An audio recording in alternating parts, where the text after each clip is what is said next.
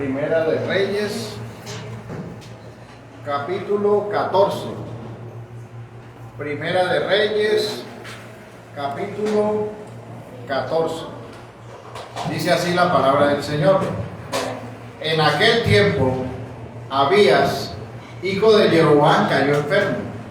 Y dijo Jeroboam a su mujer: levántate ahora y disfrázate, para que no te conozcan que eres la mujer de Jeroboam, y ve a Silo, porque allá está el profeta Ahías, el que me dijo que yo había de ser rey sobre este pueblo.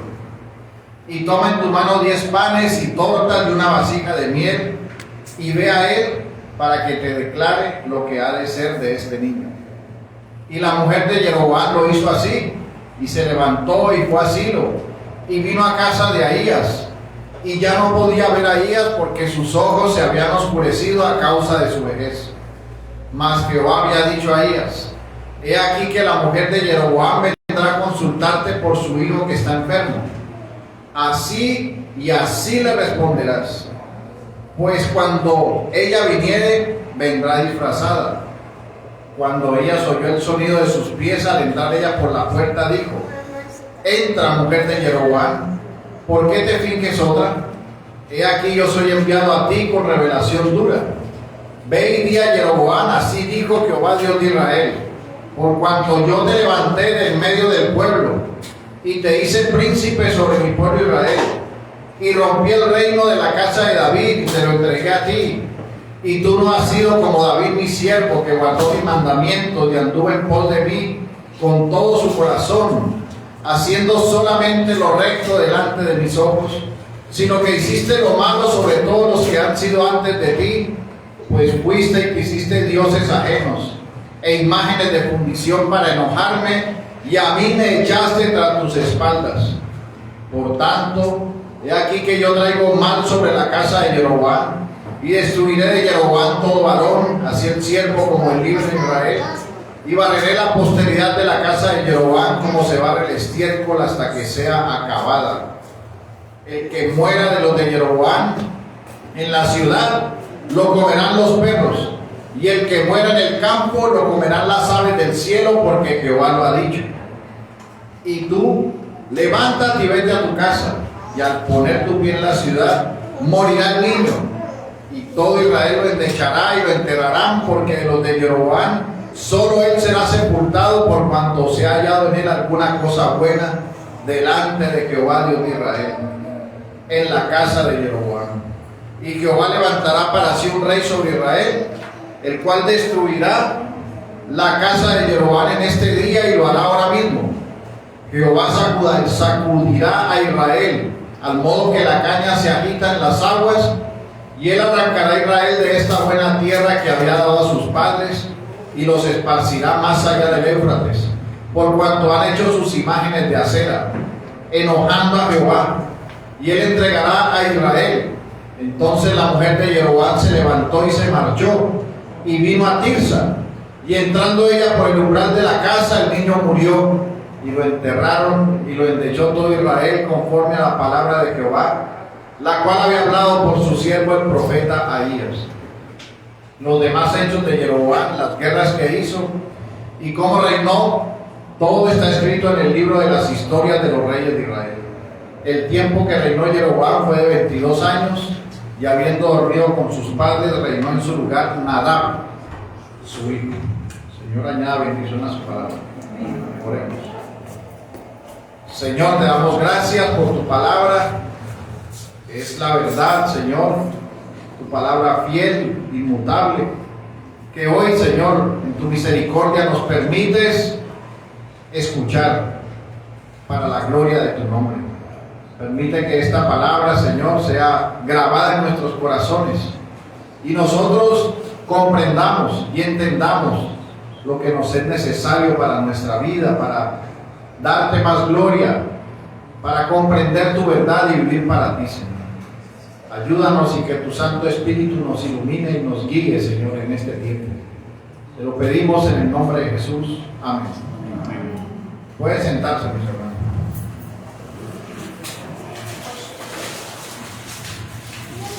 En esta mañana podemos preguntarnos cuál es la reacción frente a las dificultades. ¿Qué es lo primero que se busca? Siempre las personas van en busca de la mejor solución. Siempre las personas tratan de buscar lo que más bien les traiga. Aún en medio de la necesidad natural, cuando hay dificultad, los hombres que viven a espaldas de Dios buscan su ayuda y lo hacen como si fuera un derecho. Viven siempre transgrediendo su nombre y se olvidan de la dificultad y se acercan a Él a su manera, no a la de Dios. Y en esta mañana vemos a un hombre del cual conocemos que entregó su reino a la idolatría, a su propio invento de un sistema religioso, diciéndole al pueblo: aquí está tu Dios, un falso Dios, un becerro que había fabricado, y llevó el pueblo a la destrucción religiosa y moral. Pero ahora, conforme la Escritura nos lo señala, se está enfrentando a la muerte de su hijo y quiere saber cuál es la voluntad de Dios. Pero hasta eso lo hace en forma desviada, lo hace a su manera, con engaños, quizá para recibir del profeta que recibió el bien cuando le declaró que él sería rey sobre las tribus del norte. Tal vez pensó que este profeta que le habló bien le diría que su hijo ha de ser sano, pero su pecado lo alcanzó. Y como Dios no puede ser burlado, ahora se enfrenta a una recia destrucción, a un juicio, a la muerte para él y para su descendencia. Mis hermanos, lo que inicia en contra de nuestro Dios y persiste sin su gracia soberana, termina en la destrucción total.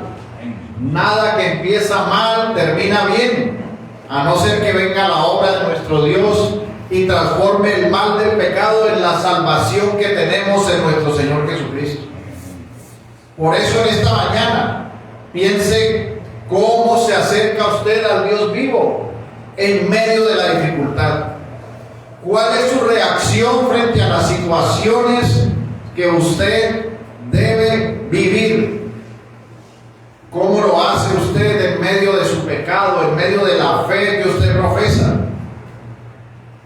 En esta mañana, mis hermanos, mi intención es que a través de la Escritura nosotros veamos cómo la dificultad reveló la caída y la destrucción de un rey, pero también que veamos cómo fue la ejecución, a dónde llegan los hombres malvados y perversos que hacen el mal. Pues todos los hombres mueren una sola vez y después el juicio, conforme la palabra lo ha determinado. Ningún hombre malvado o perverso permanece para siempre. Todos los dictadores, todos los hombres que han perseguido y que han hecho mal, tienen una tumba y lo único que les espera es el juicio. Y hoy nosotros vemos por la Escritura el juicio, la sentencia que recibió Jeroboam, él y toda su descendencia. Por eso he titulado este sermón: Dios no puede ser burlado. Y lo vamos a desarrollar con las siguientes preguntas y enunciados. La primera pregunta es: ¿qué te engaña a ti mismo? La segunda: ¿cómo actúas en medio de la dificultad? El tercer punto: la sentencia y la gracia de Dios. Y por último veremos unas aplicaciones prácticas. Vayamos al primer punto: ¿qué te engaña a ti mismo? Mis hermanos, desde el principio el hombre ha buscado por su pecado esconderse. Nosotros podemos recordar lo que dice Génesis capítulo 3 versículo 9: y el Señor Dios llamó al hombre y le dijo: ¿dónde estás? Y él respondió: Te oí en el huerto y tuve miedo porque estaba desnudo y me escondí. Desde allí los hombres siempre se ocultan para su pecado y por su pecado. Aún en la ley natural escrita en sus corazones. Porque un ladrón después de que roba no se queda parado tranquilo y contento porque acaba de robar. El ladrón huye y se esconde. La persona adúltera o fornicaria se esconde para su maldad. Los hombres se esconden en su pecado, no haya transparencia en ninguna de sus acciones. Asimismo, este ocultamiento o este disfraz siempre va acompañado del engaño, de señalar que no es cierto lo que está sucediendo, que no es cierta su maldad. Se ocultan y se engañan a sí mismos. La Escritura nos señala un ejemplo de esto con el rey Acab, el cual se disfrazó para huir de una profecía que le había dado el profeta Micaías de que moriría en la guerra. Y él pensó que disfrazándose de un soldado engañaría el plan de Dios, engañaría la profecía que había señalado que moriría. Y usted puede leer más adelante en la Escritura que una flecha lanzada a la aventura lo traspasó. Mis hermanos, el disfraz trae engaño, el engaño mentira y la mentira trae la muerte. Y hoy nosotros vemos a Jeroboam, que vive en la maldad de su corazón, enviando de una manera oculta y disfrazada a su esposa para que busque al profeta. Esto señala que no se acercaba en libertad delante de Dios, sino que lo hace de una forma secreta. En su interior lo hace así porque sabe que tiene una dificultad y quería recibir una buena noticia en medio de esa dificultad. Pero en vez de eso, lo que recibió fue la sentencia por todos sus actos y por todas sus acciones. Mis hermanos, su plan era con su corazón engañoso. Envía a su esposa de una manera oculta. Trata de acercarse de una manera religiosa, pero con engaño. Y las personas hacen lo mismo. A veces hacen una búsqueda religiosa, se acercan a la verdad para ver si con engaños pueden escuchar lo que quieren escuchar. Pero este hombre ya había sido alcanzado por su pecado abominable y de esta forma se le anunció su caída. Porque como dice Gálatas 6:7, no os engañéis, Dios no puede ser burlado, pues todo lo que el hombre sembrare, eso también segará. Y lastimosamente hay muchos, como la esposa de Jeroboam, disfrazados de piedad, disfrazados de bondad, pero que en realidad son lobos rapaces, son engañadores. Asimismo hay muchos que se llaman creyentes y viven en un vestido y en una apariencia, pero cuando se cierra la puerta se quitan el disfraz y muestran toda su impiedad. Por eso, mi hermano, debes preguntarte: ¿estás tú disfrazado de piedad?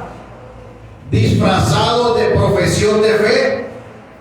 ¿O estás vestido de Cristo?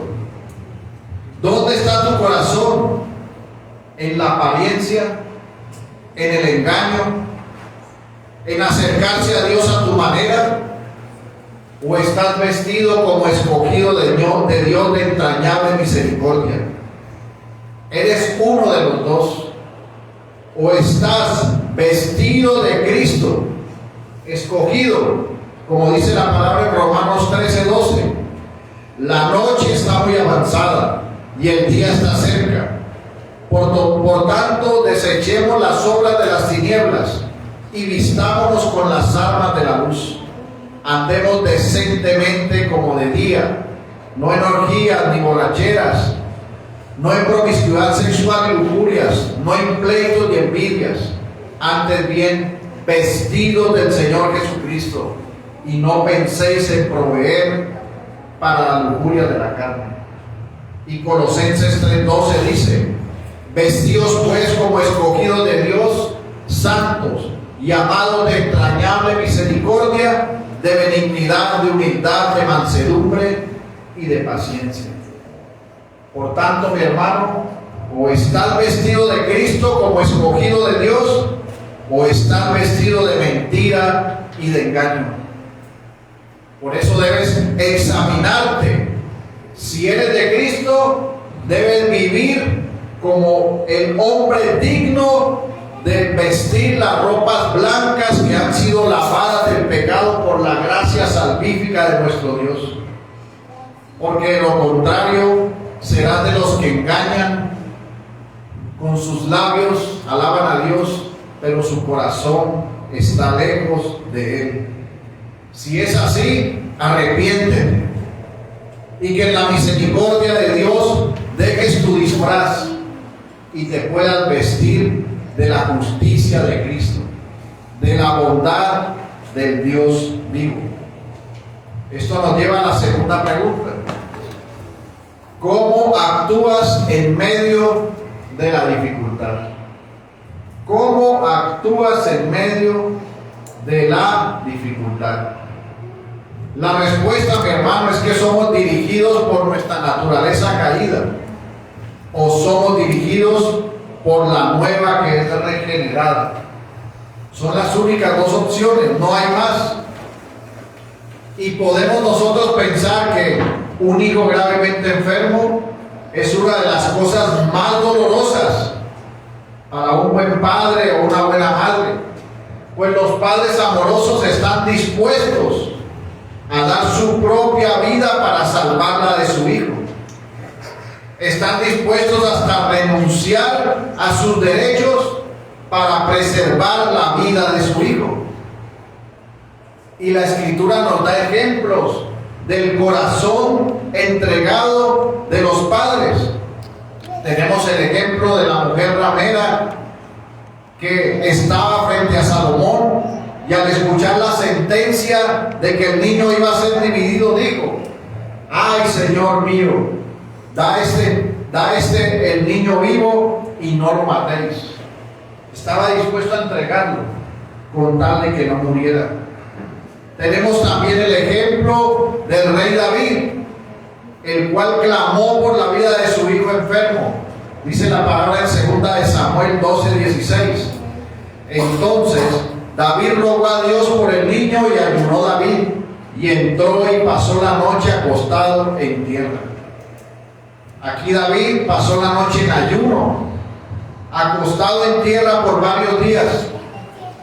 Y aunque la respuesta a su oración no fue positiva, porque su hijo finalmente murió, David, como un creyente verdadero, entendió la voluntad de Dios y entró a la casa de Jehová y adoró.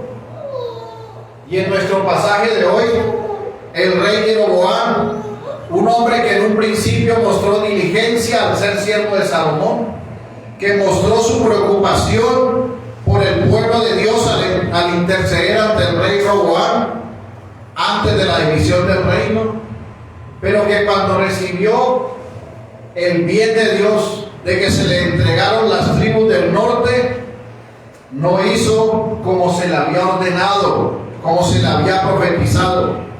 Él amó más el poder que la sujeción a Dios. Recordemos lo que el Señor le había dicho en Primera de Reyes 11:38: y si prestares oído a todas las cosas que te mandare, y anduvieres en mis caminos, e hicieres lo recto delante de mis ojos, guardando mis estatutos y mis mandamientos, como hizo David mi siervo, yo estaré contigo y te edificaré casa firme, como la edifiqué a David, y yo te entregaré a Israel. Si Jeroboam obedecía, Dios estaría con él, le edificaría una casa firme.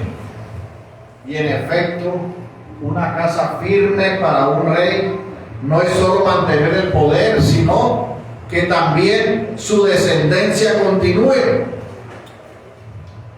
Así que fuera por amor natural como un padre o con un amor codicioso, el poder de Jeroboam enfrenta una penosa realidad de que sus dioses falsos no pueden hacer nada para ayudar a sanar a su hijo moribundo por su desobediencia y por su pecado.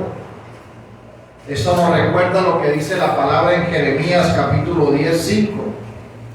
Derechos están como palmera y no hablan, son llevados porque no pueden andar. No tengáis temor de ellos, porque ni pueden hacer el mal, ni para hacer bien tienen poder. Esto en referencia a los falsos dioses, que nada podían hacer por el hijo de Jeroboam. A contrario sexo, tenemos la esperanza viva de nuestro Señor Jesucristo en el verso siguiente, en el versículo 6. Dice: no hay semejante a ti, oh Jehová, grande eres tú y grande tu nombre en poderío. Los idólatras están enceguecidos, están faltos de sabiduría. Sin embargo, saben que existe un Dios verdadero. No lo aman, no lo obedecen, pero aún así quieren obtener los favores de Dios. Conocemos también a profesantes de la fe, aquellos que dicen que son creyentes, que están en medio de la iglesia del Señor, pero aún así aman más a Dios por lo que da que por lo que Él es. Es decir, como el soberano y todopoderoso Señor. Y ese es el caso de Jeroboam, con todo el poder que Dios mismo le otorgó al hacerlo rey de las tribus del norte, pero con un corazón desviado de los caminos rectos de Dios por la idolatría, por el engaño, por la perversión, y quien ideó un plan perverso para tratar de engañar al profeta y recibir un mensaje inquebrantable de bendición en favor de su hijo. Él pensaba que podía engañar y podía recibir esa verdad en favor de su hijo. Se acercó con engaños y con mentiras, pero como leímos en Gálatas 6:7, Dios no puede ser burlado. Por lo tanto, su plan estaba destinado al fracaso, a la ruina, a la destrucción, como están destinados todos los planes malvados de los hombres. Mis hermanos, nuestro Dios es omnisciente, Él conoce todas las cosas y Él tiene presciencia, Él conoce todo anticipadamente. Así que la actividad de Jeroboam mostró su total desconocimiento del Dios vivo. No conocía al Dios que lo había enviado para que fuera el rey. No lo sirvió con rectitud de corazón, obedeciendo todos sus mandatos conforme se había establecido. Pero ahora, por la preocupación de su hijo, de su heredero, obró conforme a su concupiscencia y envía a su esposa, la cual fue a ver al profeta Ahías, pero de ella la escritura nos señala que no salió ninguna palabra, no mencionó absolutamente nada, y se acercó ante el profeta, que era ciego, pero aún estando ciego no tenía impedimento para servir al Dios eterno que todo lo ve. Por ello vemos que lo que hablaron en secreto, Dios se lo había revelado al profeta, le descubrió su pecado. Así es Dios con nosotros. Él conoce todas las cosas, lo profundo de nuestros corazones, cada pensamiento que hay en nuestra mente, en nuestra alma, Dios lo conoce. Dios no puede ser burlado. Tú puedes engañar al hermano que tienes a tu lado, pero no puedes engañar al Dios vivo. Y ciertamente un día tu engaño te alcanzará y recibirás las consecuencias por tu extravío. Por lo tanto, caminemos para que cada pensamiento de nuestra vida y cada palabra que se nos es dada pueda ser la meditación de nuestra vida. No las cosas que perecen, sino las que permanecen. Porque de lo contrario, como Jeroboam, se recibirá el juicio y la ira de Dios, como es conforme a aquellos que no obedecen los mandatos y la palabra de nuestro Dios. Y esto nos lleva al tercer punto: la sentencia y la gracia de Dios. Mis hermanos, nuestro texto nos señala la profecía de la destrucción de toda la descendencia de Jeroboam. Es decir, nos señala su juicio temporal y su juicio eterno, el cual fue emitido en una sentencia dada por el único juez verdadero y supremo, que es nuestro Dios Todopoderoso. Y esa sentencia se lee a partir de los versículos 7 al versículo 16 de nuestro texto.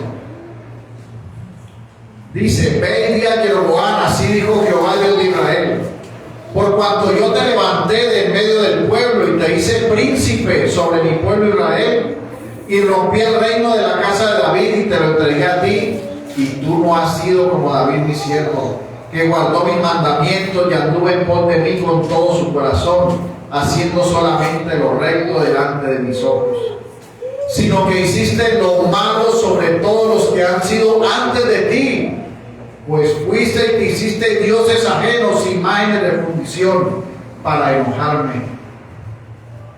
Mis hermanos, esta sentencia lo conduce a la destrucción. Por eso dice el versículo 10: por tanto, he aquí que yo traigo un mal sobre la casa de Jeroboam, y destruiré de Jeroboam todo varón, así el siervo como el libre en Israel, y barreré la posteridad de la casa de Jeroboam como se barre el estiércol hasta que sea acabada. El que muera de los de Jeroboam en la ciudad, lo comerán los perros, y el que muera en el campo, lo comerán las aves del cielo, porque Jehová lo ha dicho. Y tú levántate y vete a tu casa, y al poner el pie en la ciudad morirá el niño, y todo Israel lo endechará y le enterrará, porque de los de Jeroboam solo él será sepultado, por cuanto se ha hallado en él alguna cosa buena delante de Jehová Dios de Israel en la casa de Jeroboam. Mis hermanos, esta sentencia de juicio ya determinó temporalmente y eternamente lo que serían las consecuencias de los actos de Jeroboam. Dios no puede ser burlado, y Jeroboam recibió las consecuencias. Por eso vemos que aquí está estructurado el camino al juicio, el juicio en sí mismo. Pues en primer lugar se le recuerda a Jeroboam la bondad, la gracia y la misericordia de Dios de haber sido escogido para ser el rey del norte. Y no era cualquier rey el que había sido escogido, lo escogió Dios mismo. No fue escogido en forma natural como los impíos, sino que fue por medio de un profeta, de un hombre de Dios, que le anunció que él sería rey y que le dijo que debía vivir y obrar conforme a los mandamientos del Dios vivo. Pero en vez de obrar conforme al mandato de Dios, se ensoberbeció en su corazón, y esto lo llevó a no obedecer y a no seguir la ley de Dios. No hizo como David, no hizo lo recto delante de los ojos de Jehová. Y aquí se unen las profecías y se señala el juicio. Recordemos que con esta ha recibido 3 profecías. La primera, la que le señala la bondad de que sería el rey. La segunda, la que le dio el nombre de Dios, y era un llamado al arrepentimiento por la idolatría. Y esta última, donde le señalan que fue escogido y no dio la expectativa. Fue pesado, medido y hallado fallo. Desobedeció al Dios vivo, se apartó en idolatría, y por ello toda su casa sería destruida. Nosotros vemos o veremos más adelante cómo esto se cumple con el rey Baasa, que destruye toda la posteridad y la casa de Jeroboam, y cómo el exilio que se anuncia en esta sentencia del pueblo de Israel se da casi 300 años después, conforme lo había dicho el profeta, porque Israel es sacudida, es llevada al exilio.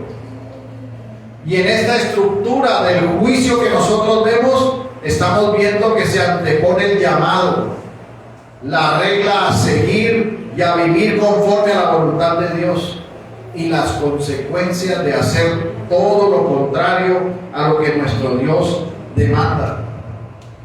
Nosotros vemos que Jeroboam no se arrepintió.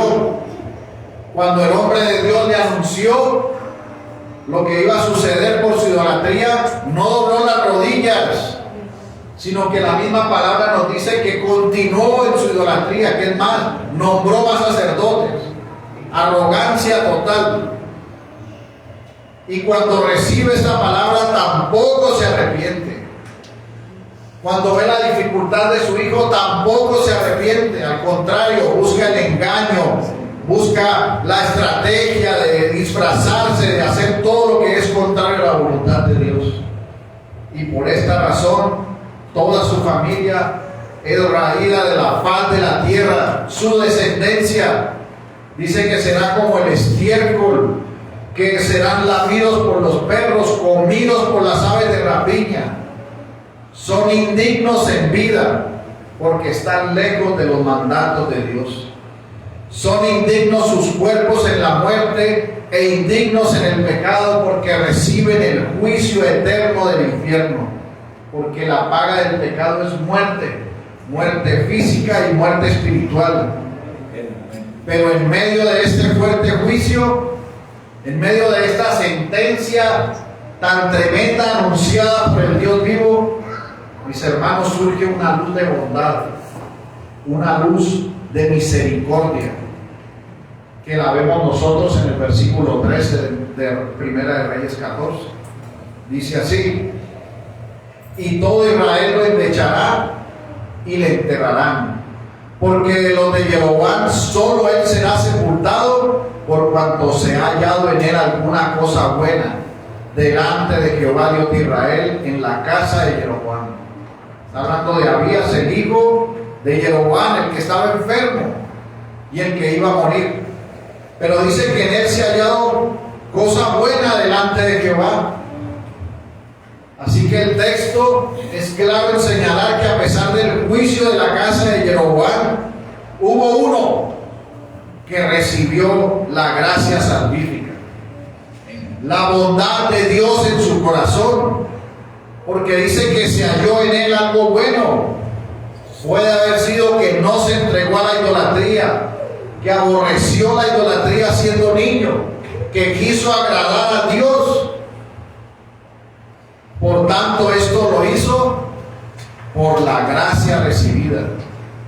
Pues usted nunca, o él nunca lo pudo haber hecho sin una obra soberana de Dios en su vida, sin un cambio en el corazón por la gracia de Dios.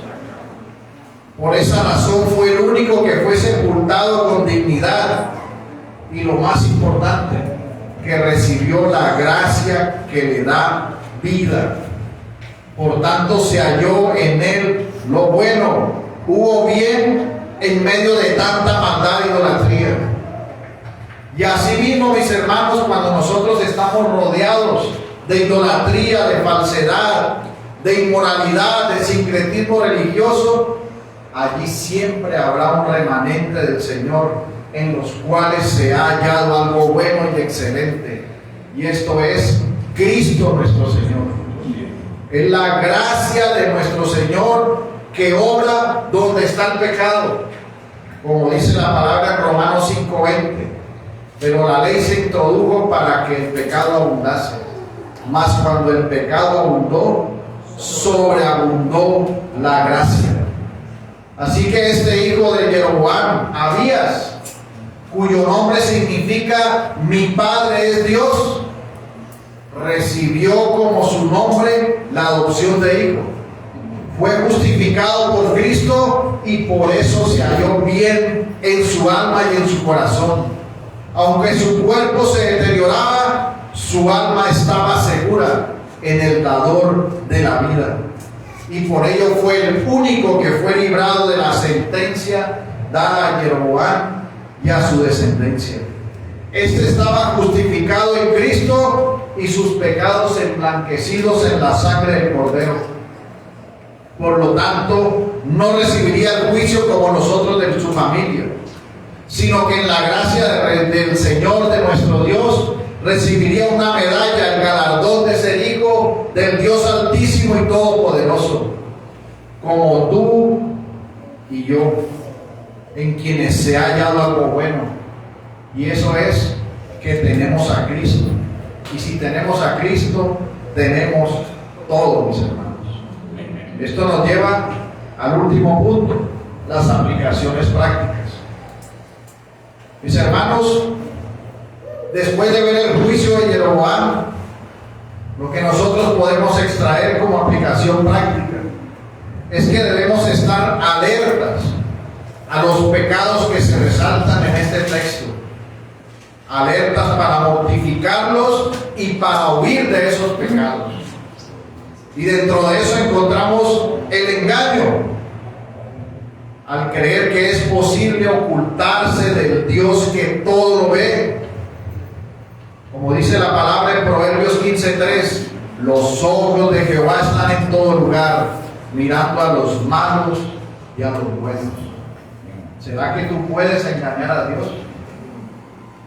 El otro pecado es la obstinación, al perseverar en la idolatría y la maldad, lejos de Dios. Como dice Proverbios 14:16, el sabio teme y se aparta del mal, mas el insensato se muestra insolente y confiado. Esa es la obstinación. También vemos la incredulidad, al no adorar y creer en el único Dios verdadero, sino en los que Él mismo inventó en su propio sistema religioso. Como dice Hebreos 11:6, pero sin fe es imposible agradar a Dios, porque es necesario que el que se acerca a Dios crea que le hay y que es galardonador de los que le buscan.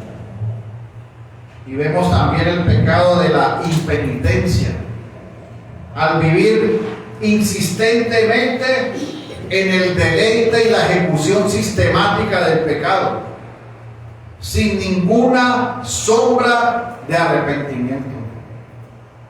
Como dice la palabra en Deuteronomio 29:19, y suceda que al oír las palabras de esta maldición, él se bendiga en su corazón diciendo: tendré paz, aunque ande en la dureza de mi corazón, a fin de que con la embriaguez quite la sed. No querrá Jehová perdonarlo, sino que entonces humeará la ira de Jehová y su celo sobre tal hombre, y se asentará sobre él toda maldición escrita en este libro, y Jehová borrará su nombre de debajo del cielo. Esto fue lo que le pasó a Jeroboam por su impenitencia. Él pensaba que tenía paz en su corazón. En medio de su dureza, no se arrepintió, sino que fue obstinado, impenitente, irreverente, engañoso. Mis hermanos, y el hombre apartado de la ley de Dios, apartado de su palabra, tiene un corazón engañoso, creyéndose sabio cuando realmente es necio. Así vive obstinado con el pecado que lo gobierna y sin darse cuenta que es esclavo de su propio pecado. Preserva o persevera, en su idolatría, sea con imágenes visibles o con ídolos del corazón, y todo lo hace en virtud de su falta de fe en el único y verdadero Dios. Su incredulidad es tan grande que aunque su conciencia lo acuse, no tiene la capacidad natural para dejarla, pues está ciego, y esto lo mantiene impenitente, pecando cada minuto de su vida. Esta es la realidad de los sin gracia, quien aún conociendo a Dios, no le glorificaron como a Dios ni le dieron gracias, sino que se apartaron en pos de sus propias concupiscencias, porque no quieren ni pueden alabar a Dios. Pero hay una gloriosa esperanza en Cristo, quien pagó a precio de sangre el rescate por su pueblo. Por tanto, si tú tienes hoy un corazón engañoso, impenitente, incrédulo, debes arrepentirte y debes postrarte delante de Cristo. Él es el único salvador y dador de vida, la fuente de vida eterna, quien puede cambiar tu vida presente y ayudarte a crecer en santidad. Y amada iglesia, como verdaderos hijos de Dios, si en el remanente de pecado que aún tienen hay engaño, déjenlo. Deben abandonar la práctica de vivir dos vidas. No pueden estar vestidos de Cristo y vestidos de impiedad. Es solo vestido de Cristo. O eres un hipócrita impenitente. ¿Dónde quieres estar ubicado cuando el Señor venga o cuando te llame a su presencia?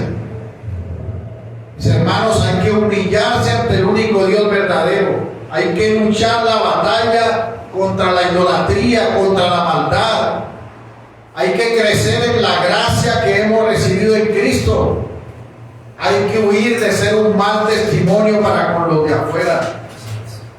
Mi hermano, no seas un payaso disfrazado de cristiano, que ante cualquier propuesta mundana se arrodilla ante este mundo y abandona sus deberes para con Dios.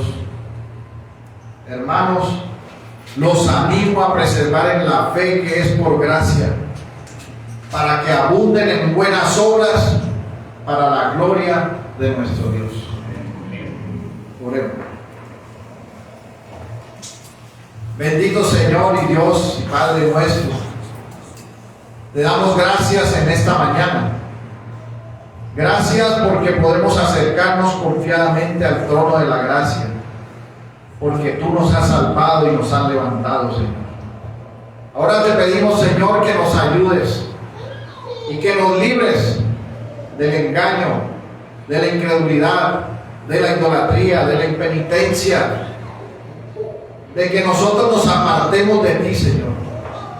Líbranos de estar disfrazados de hipocresía o vestidos como si fuéramos lo que no somos. Ayúdanos para estar vestidos de Cristo, para estar vestidos como escogidos tuyos de entrañable bondad y misericordia. Señor, ayúdanos como tu pueblo y tu iglesia, para que seamos luz y para que estemos amando el hacer tu verdad y tu voluntad. Libra nuestros pies de tropezar y ayúdanos, Señor, para que glorifiquemos tu nombre y seamos creyentes transparentes, que podamos hacer las cosas que te agradan, Señor. Gracias te damos, Señor, en este día. En el nombre de Jesús. Amén. Bueno, mis hermanos, el Señor les bendiga grandemente. Estamos